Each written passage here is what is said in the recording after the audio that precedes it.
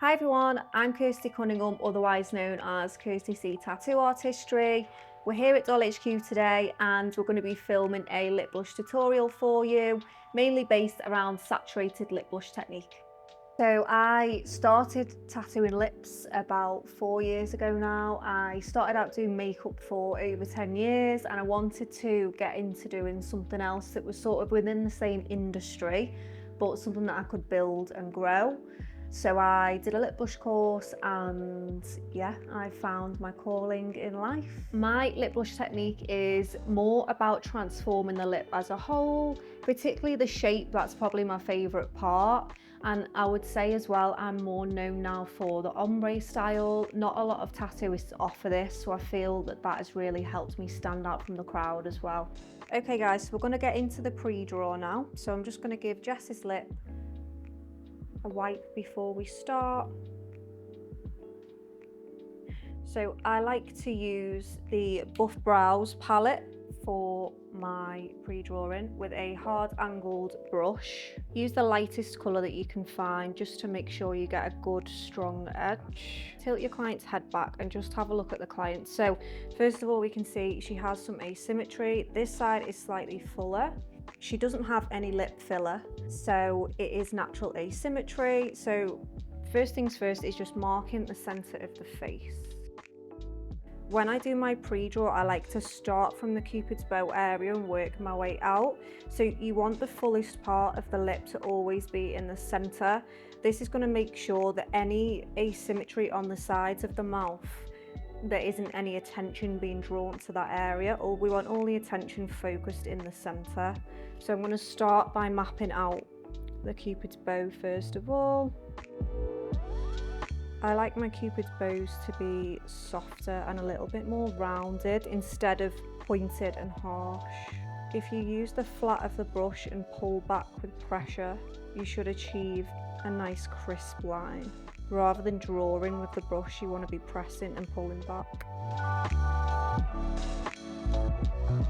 I like to get the foundation of the pre-drawing first, and then I'll clean up and make it really smooth and crisp with a little orange wood stick. On Jess's lip on this side, we're going to carry out a little bit of underlining here because she has more volume, and we would rather underline one side than to overline onto the facial skin. So I'm going to start by coming down on the smaller side just to make sure that we're utilising all the skin possible here before we try and match up with the fuller side.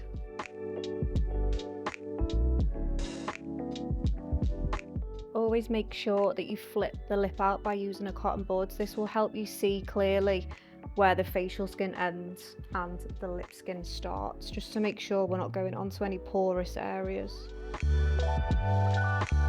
The sides of the mouth should always be straight as opposed to curved. I find that if there's any asymmetry here and you're adding roundness to the sides of the mouth, it looks really bulky. I prefer the sides of the lip to be nice and straight. It just gives it overall a smoother appearance and makes the lips look fuller as well. So now I'm going to move on to the other side, and this is where we're going to carry out just a small amount of underlining just to create more symmetry for Jess's lips.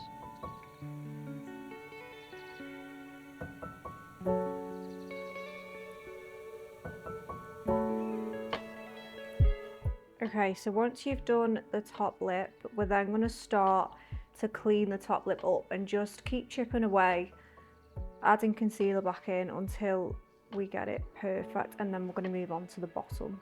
So I like to use these little wood sticks along with some Hustle Bubbles just to help clean up and smooth out the edge of the concealer and just make sure that it's all perfect.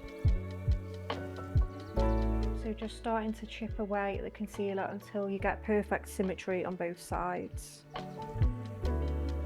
For me personally, when I do the corners of the mouth, I like to leave this area open. I don't try and connect the concealer on the top and the bottom because a lot of the time it ends up making the client's mouth look really sad and droopy. You want the corners of the mouth to be more lifted and open, as opposed to, you want it to be lifted more straight out and sort of slightly tilted up rather than coming down into the mouth. And then same again on the opposite side.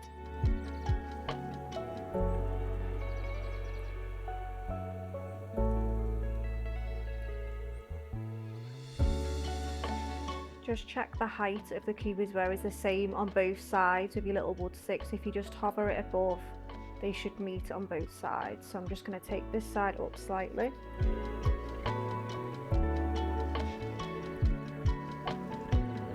And then we're going to move on to the bottom lip. So same for the bottom lip, you want to have more of a semicircular shape on here and always to have the fullest part in the center. So I'm going to start by flipping the lip over with the cotton bud. This will really help you to see again where the lip skin ends, making sure that you have enough product on your brush. And again, you just want to get the foundation of this in, and then we can start cleaning it up with the wood sticks. So working our way out from the center.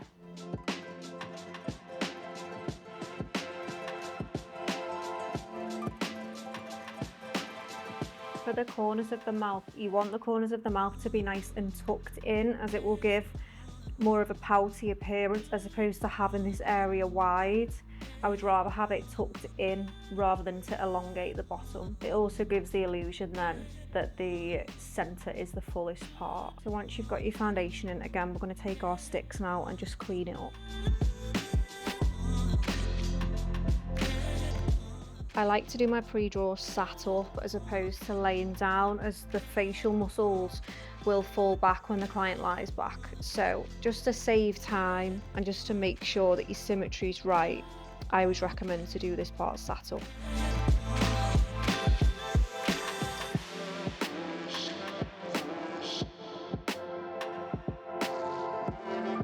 Okay, so this is our pre-draw now complete. So we have got some nice straight sides. The bottom lip is more semicircular, giving it an all over pouty look, and the cupid's bow is nice and soft and round. So we're going to get Jess ready for her treatment now.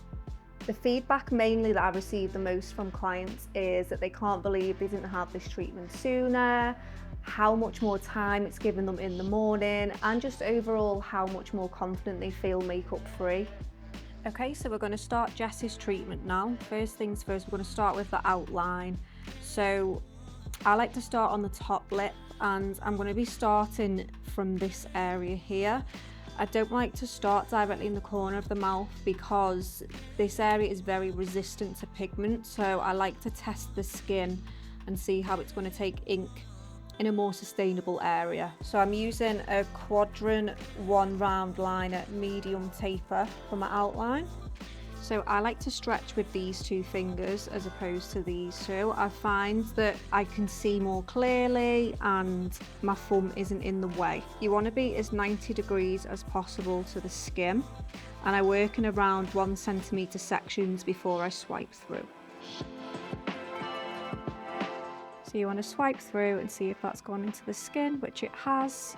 So I like to remove every section that I tattoo just to make sure that when I reconnect, I'm exactly on my entry and exit point.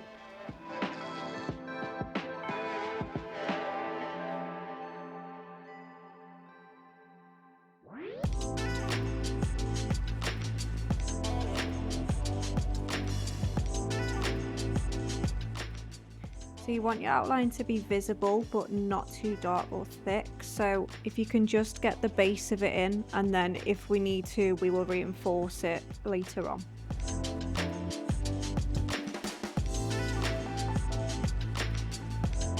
So we're going to repeat on the next side, and then we will come back and reinforce and just make sure that the line's consistent all the way around once we've done the other side.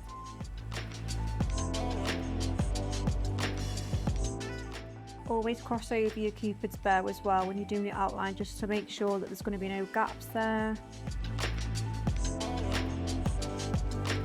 Again, swiping through each section, remove it as you work across the lip.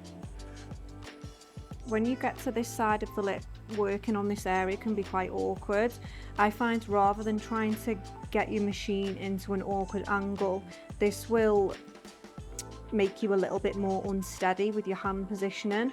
So you want to rest your pinky finger on the client's chin, and with your stretching hand, use your thumb to sort of press inwards and flip the skin towards the needle rather than trying to get your needle at 90 degrees and compromising the steadiness of your hand. This is much easier. So if you just press in, you'll be able to flip the skin towards the needle.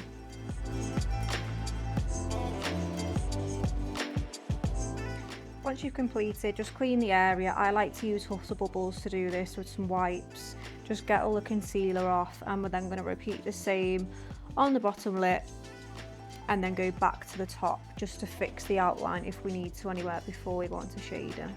So needle enters the skin and the needle should stay in the skin for your outlining. You want to use a dragging motion and just say a consistent depth again for about 1 centimetre at a time. So again, entering the skin, you want to travel through with a dragging motion for about 1 centimetre. The reason I like to do work in centimetre sections as opposed to finishing one whole side is really just to make sure that I'm consistent all the way around. I feel like if I travel further than 1 centimetre at a time, my needle starts to etch out of the skin. And then of course, we're not just using the tip of the needle there, you are not tattooing fully at 90 degrees. It also just makes sure that your entry and exit point completely match up. So when I get to this part of the bottom lip, I like to use more of a pinching method here. So you want to flip the lip over with your pinky, use the other pinky on the other side.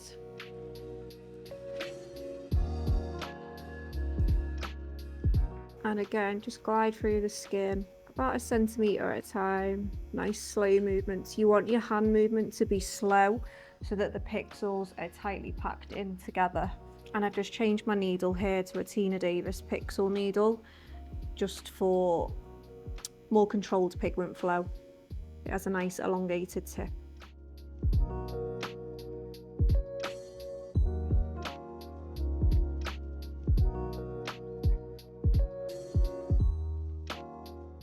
When you get to the corners of the mouth, particularly on the bottom, make sure that your stretch is as tight as possible here. The skin's very spongy in the corner, and if it's not stretched properly, you'll end up with a really thick, jagged line right in the corner. So I like to, again, use these 2 fingers, just open your mouth, Jess, and really sort of stretch them between. Pinky again for stabilisation.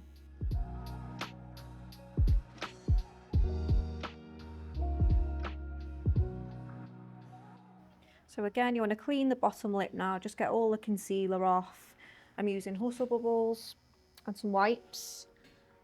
And then we're going to go back onto the top lip, reinforce the outline, make sure that it's all consistent, and then move on to the first pass of shading.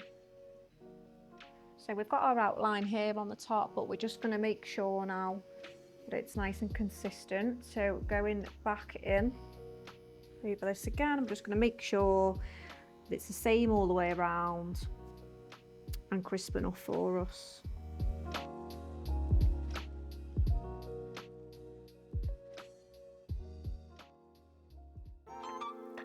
And then repeat the same on the opposite side.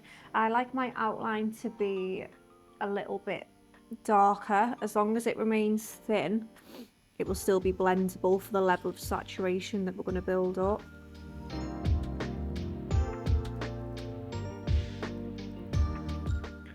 So again, on this side, if you find it awkward to get to this angle at 90 degrees, make sure you flip the skin towards the needle and not compromise your stability by trying to get the needle 90 degrees to the skin. Do it the other way around.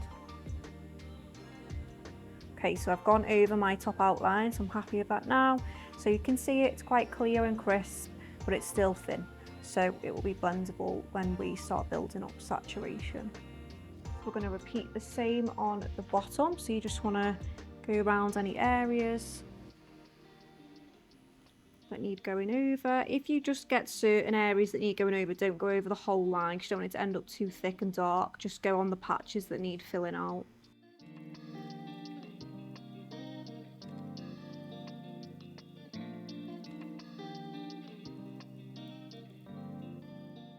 Social media marketing is really important because most clients this day and age do come through social media and Instagram.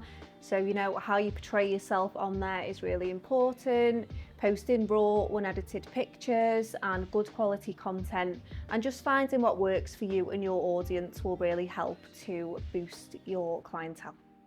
Okay, so I've redefined on the bottom lip as well. I'm going to start the first pass on the top lip now. So again, when I do my shading, I like to start in a more sustainable and accepting area. So I start somewhere around here in the middle, then I work my way down into the corner because corners can be really tricky. The first pass is really important because this is going to be the foundation of your lip blush treatment. You want to make sure that you're getting all the way up to the border of the lip with this.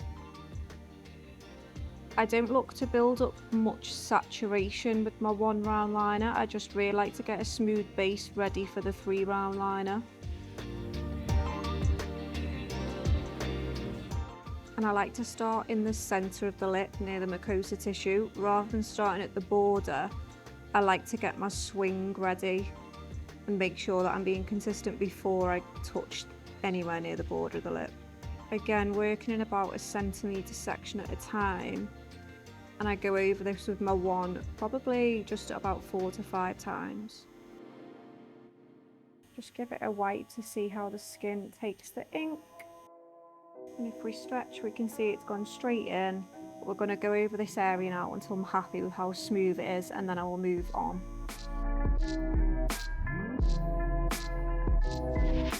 Okay, so I've done my first section. I'm going to move on now. I don't overlap by 50%. I just find I don't have to. I don't, again, as I said, like to build up too much coverage here. It's just to get a smooth base layer before going on to the 3. I find a lot of the time that people don't use a 1 round liner for the first pass. They like to go in straight with a bigger configuration.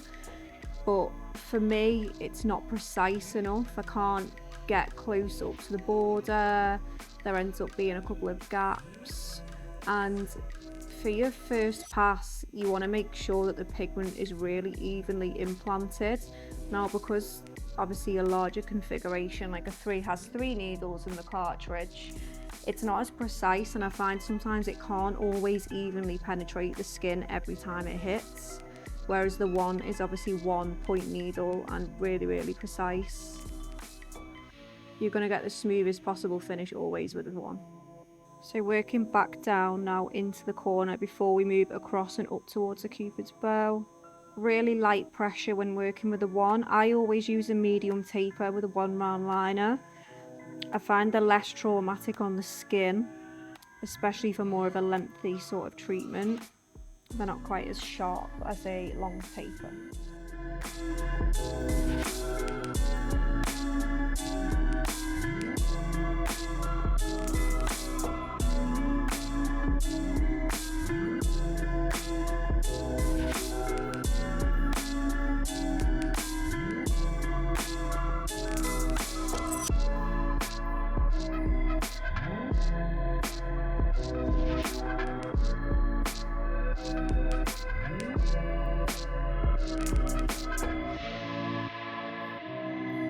Again, make sure you don't overstretch the skin, so you can see now that there's a little bit of volume still left in the skin. If I was to overstretch, it would look something more like that, so it would be completely flat and there would be no shock absorption there, which is going to cause a lot of unnecessary trauma to the skin.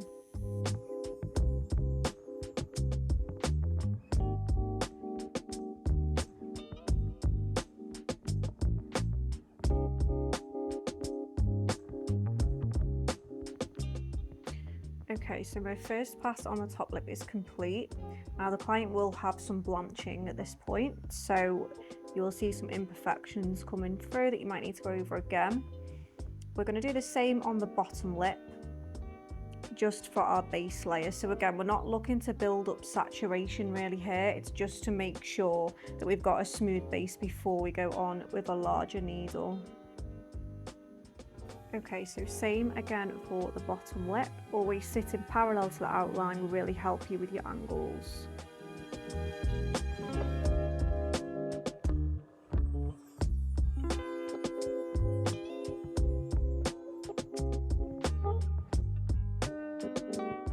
It's really important when you're doing a lip blush that you have a really light hand on your machine. You want to make sure, particularly when you're working on the bottom lip, that you are able to follow the curvature of the lip. We can't just stay leaning down on the pinky. You have to be able to pivot around with the skin, just to make sure that the needle is always perpendicular to this specific area. If you don't implant it 90 degrees, you're going to end up causing trauma, swelling, bleeding, and the pigment's just going to heal patchy. So being able to move your hand around. And again, work in 2 separate sections if you need to here, which is what I'm going to do now. And work really lightly towards the mucosa tissue, because again, this area will bleed a lot more. If you press too firm here, you'll get a lot of swelling, the lips will just bloom.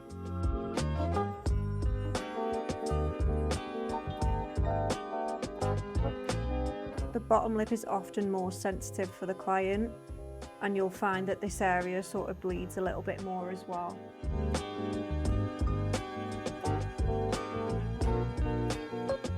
If you get someone that has a lot of lip filler, a really good tip to do is to get the client to open the mouth, and when you're working on this area, you want to roll the lip completely out flat, just to make sure that when you're tattooing, it's going to be much easier to get right inside where the mucosa tissue is, to make sure that you're implanting there at 90 degrees rather than sort of tattooing here like this. That's not completely 90 degrees. So just between your 2 fingers, sit behind the client and roll outwards.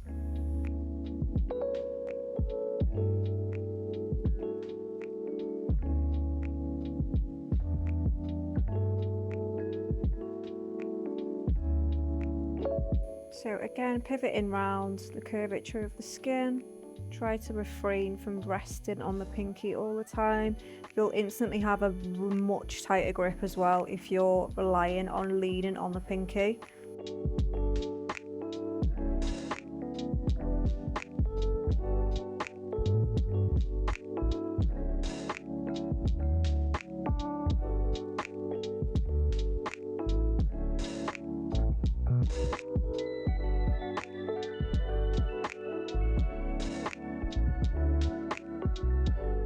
The most important thing when doing a lip blush treatment, if I could give you one piece of advice, would be just to really focus on your hand movement. So you want to make sure that every swing is at the same speed and it's consistent, and that your pixels are evenly spaced apart. If your hand motion isn't consistent, you won't get consistent results.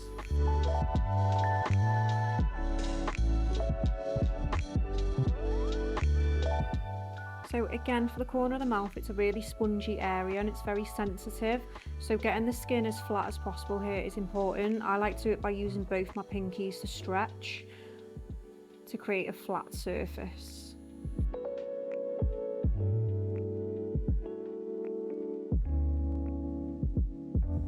Okay, so we've completed the first pass on the bottom lip. Again, I'm just popping some hustle butter on here just to keep the lip hydrated and just to soothe the skin. As you can see now, Jess's pigment has started to develop on the top lip, and we're now going to move on to the saturating pass. There'll be some redness present at this point as well now.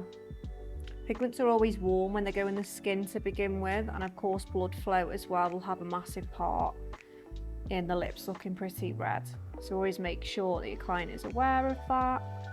I have been offering PMU training since March 2024. I first started with one-to-one advanced lip blush training for already qualified lip blush artists, and then moving on into early next year, I'll be offering beginners lip blush training. Okay, so I've now changed to a quadrant 3-round liner 0.30, and this is a long taper, and this is the needle we're going to use now to start building up the saturation and just get a really smooth finish. So again, you want to work in small sections for this, starting in the center of the mouth again. So really consistent hand movement and pack them pixels really tightly together. Try and work in an exact square. If you work in too long of a section here, it will take you longer to achieve your desired saturation. And I'm going to go over this square probably about 6 times. A 3 round liner will require a little bit more pressure than a 1 round liner because it's a blunter needle. You want to give that a wipe, and we can see that that's going into the skin nicely. Always stretch the section, and you want to be looking for areas that are lighter. You want to do it there and then rather than waiting with this part, because we're going to be finishing the lip in this pass. So go over until you're happy. We're not going to move on from this one section until we're happy with the blend, the level of opacity. Again, get right up to the border of the lip as well. So you're going to work your way back down into the corner now, and we're not going to move on from each section until we've built up this level of saturation. So when I stretch, I can see minimal amounts of lip tissue through the pigment. This is the level of opacity that we're looking for. So again, work in a square, and I only overlap the edges rather than doing 50%. I find I actually oversaturate the lip if I work by overlapping by 50. I prefer just to overlap the edge. And again, wipe your section, stretch the area, make sure they blend together. If they don't, then you just want to target the areas that need more saturation. I like to call this colouring in, so I sort of just, in no uniform fashion, just go around the areas that we've just done and just make sure that they blend together. So you're just targeting here and then go into your corner. So again, really firm stretch. You want to sort of anchor the skin back so that it's as flat and flipped out as possible.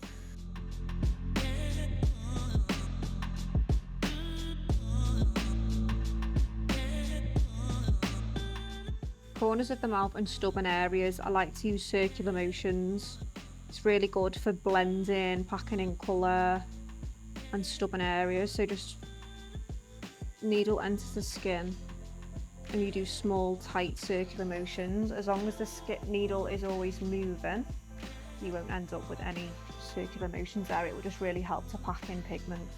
So we're now going to move on up this way. So again, following on from here, you can see this area is nice and smooth now. So stretching the skin, again, still not overstretching here. Make sure there's still a little bit of bounce in the skin.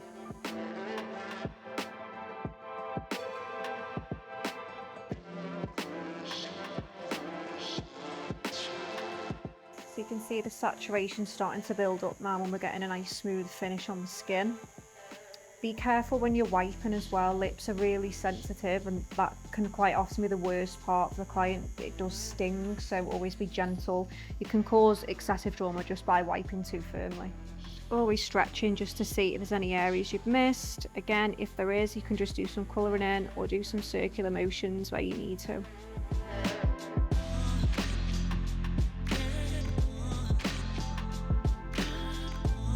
You want pigment to flood onto the skin when you're working with a 3 round liner as well. It does really make a difference. The pigment will absorb into the skin, so although it's a very messy way of working, if you're doing a saturated lip, it's best to leave the pigment to sit on the skin rather than looking for pixels.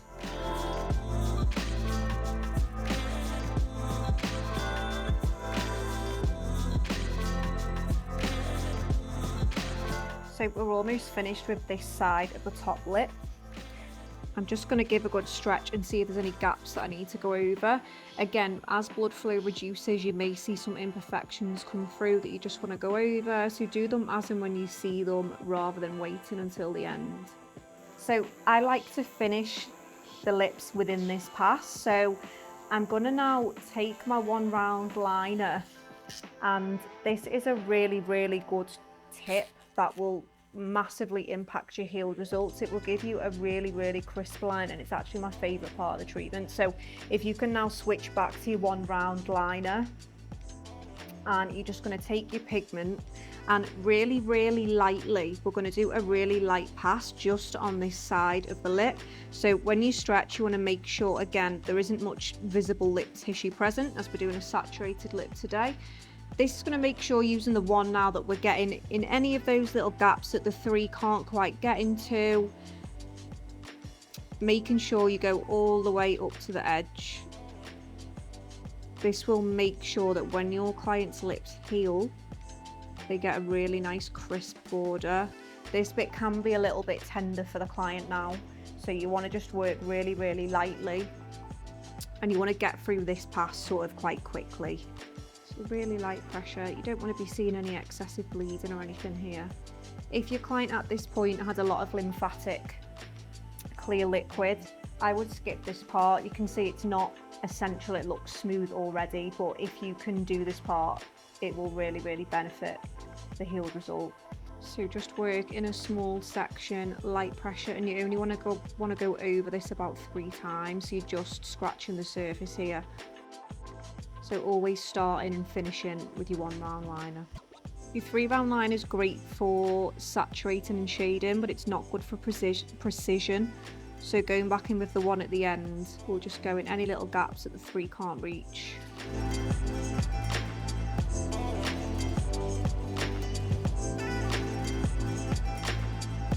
Okay, so this side of the lip is now complete. As you can see, it's smooth. There's no gaps between the shade and the outline. And I find finishing sort of quarter by quarter is better than going pass after pass after pass. Obviously the lips get a little bit tired, and it's just more efficient to work this way. So switching back to the 3 round liner, we're going to complete the same on the other side, and then we'll be finishing the bottom lip. So same process again for this side. So you're going to go over each section just a centimetre square size about 6 times.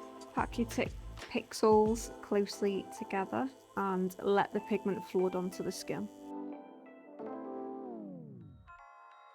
Again, only move on when you've achieved the opacity that you want, so stretching the skin all the time and just checking how much tissue can you see through the pigment.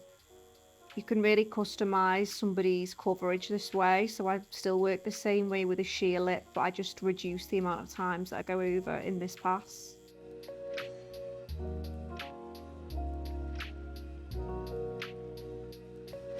And again, just some circles here. If you get an area that's a little bit stubborn, just make sure when you do this, you obviously don't apply too much pressure. You're still working at the same depth and always moving.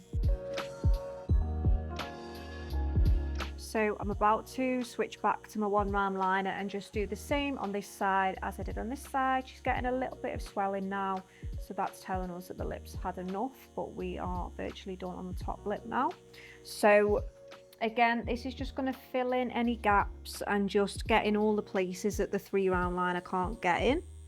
So same as last time, work in really small sections and really, really light pressure. You don't want to see any blood particularly at this point, and just go over it about 3 times. Again, if you've got a client that's very swollen and has a lot of clear liquid or bleeding, you would just skip this part as long as it's already smooth. But for me, this part is my favorite, and again, your healed results, this will really improve your healed results as well.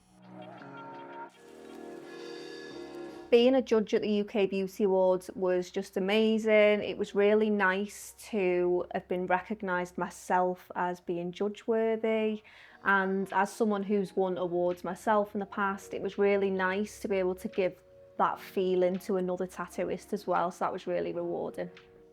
Okay, so we have completed the top lip. We're going to move on to the bottom and do the same on there now. So our saturating pass first with our 3 round liner, and then we'll finish off our detail and pass with our 1 round liner.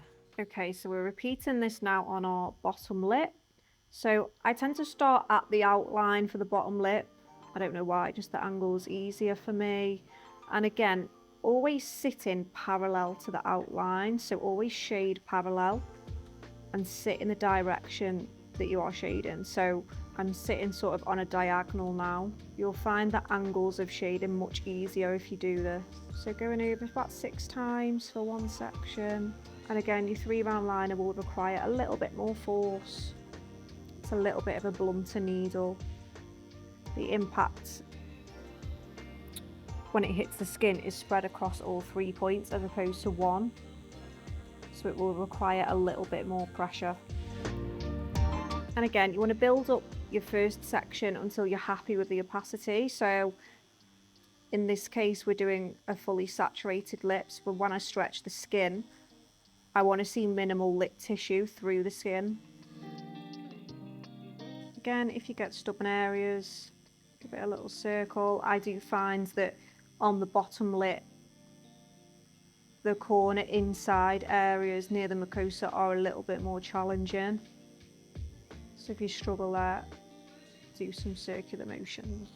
And then move on to your next section when you're happy with the saturation. So again, on the bottom lip, either working in 2 sections across the width of the lip, if you struggle to implant it 90 degrees, or make sure if you are working in one longer section across the bottom lip, that you are pivoting on your finger and moving with the curvature of the skin. So I've done one section there, and then I'm going to do another section next to that just to make sure that I can get right into the centre but not compromise the angle of the needle. And just reduce your pressure the further in that you get to the lip. You'll find this area is hard to get pigment into, but a lot of trauma can be caused there, and then again in turn you're going to have really patchy healed results in that area if you're causing a lot of trauma. The pigment just won't heal in the skin if the lip is too traumatized. If you get someone that's pretty tricky to tattoo, I do sometimes do a whole pass of circular motions. Quite often on a sun damaged skin, you'll find this will really help to get the pigment in. On an uneven surface as well, if someone has a lot of texture on the lip tissue, whip shading doesn't always go smoothly, so doing circular motions and patching over can be really beneficial just to give you that smooth finish.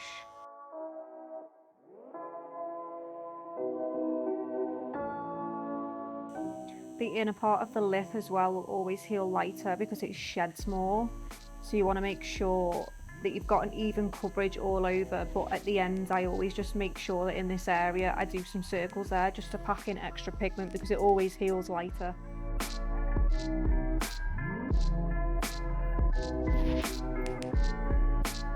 So we're going to do one more section here, and then we're going to finish this side with the 1-round liner, and then again proceed and do the same on the next side.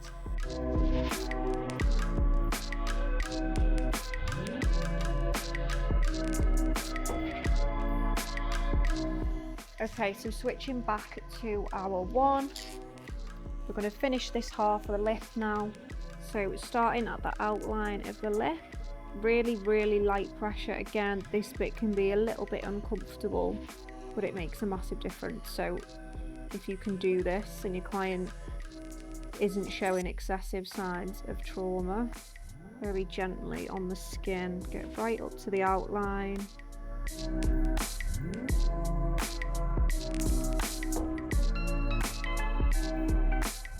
My biggest piece of advice for a beginner starting out in PMU would probably be to be patient and be consistent.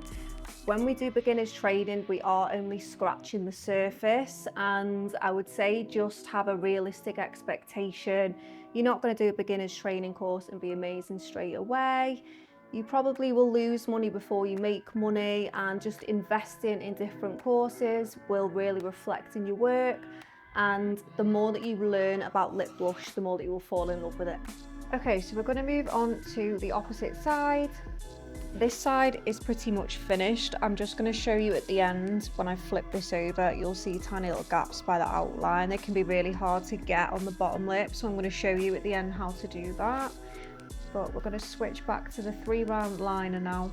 So it's same as before, we're working in our little squares now. We're going over about 6 times.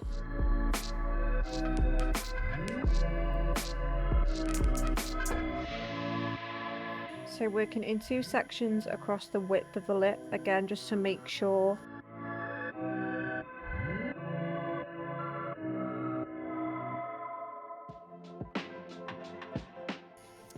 corner to do now, and then we're going to again finish with the one. I always really struggle with this side of the corner. I tend to just do more circles here. It can be really tricky to get the angle right.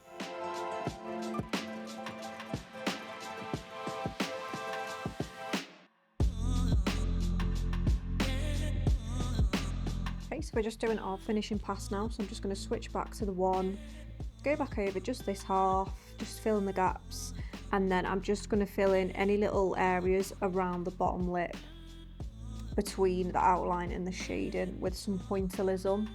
So the same as we've done before, so starting at the outline, get right up to the edge, really light pressure here, and just go over about 3 times.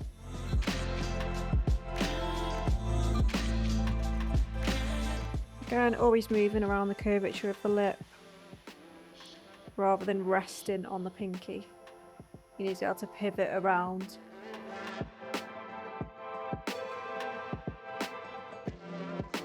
Okay, so we are done with all the whip shading, but I'm just going to do a little bit of pointillism around the border of the lip where it needs it. So pointillism is done usually with a 1 round liner, and it just helps to fill in any of the gaps rather than whip shading up to the area. You want to be targeting that specific area, and obviously that is best to do with the tip of the needle. So you want to take a little bit of pigment. You can do this either by stretching out flat and pulling the skin back. You can see here there's a couple of gaps in between the shading and the liner. You want to make sure there's no edges here. So you can either do it by stretching, or you can do it by pinching as well. Pinching is sometimes easier if the lips are a lot more voluminous. I'm going to do it by stretching here. So you just stretch the skin.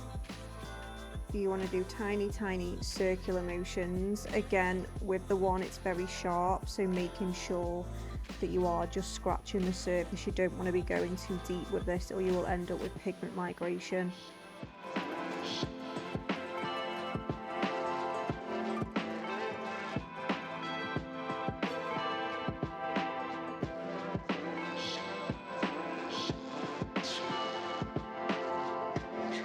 The best thing about being a PMU artist is just making people feel good in themselves.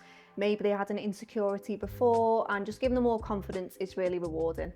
Okay, so Jess's lips are now all finished. I'm just going to give her a good clean. Again, I like to use Hustle Bubbles on a white, and then we're going to go ahead and apply Jess's aftercare. So again, be nice and gentle with this part. It can be a little bit stingy at this point for the client. She's got a little bit of swelling, and obviously there's some redness present here as well, which will subside in around 24 hours or so. Okay, so I'm just going to apply some aftercare onto Jess's lips. This is Hustle Butter. I love to use this as my aftercare. It's really soothing and gentle on the skin. So Jess's aftercare is to keep the area nice and clean for the first 3 days.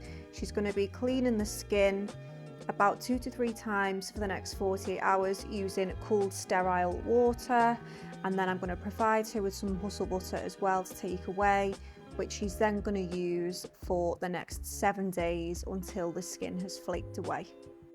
Really important in that time just to, of course, keep the area clean and dry, not to be touching the area, using anything else on the lips other than the aftercare provided, just to help prevent the risk of infection and improper healed results. Okay, so this is Jess's lips all finished. We provided her with an aftercare, and this concludes the tutorial. Thanks for watching. Thanks so much for watching. I hope you've learned something today, and if you're interested in any future courses, give me a message on Instagram. I offer one-to-one advanced training and ombre masterclasses. Thanks guys.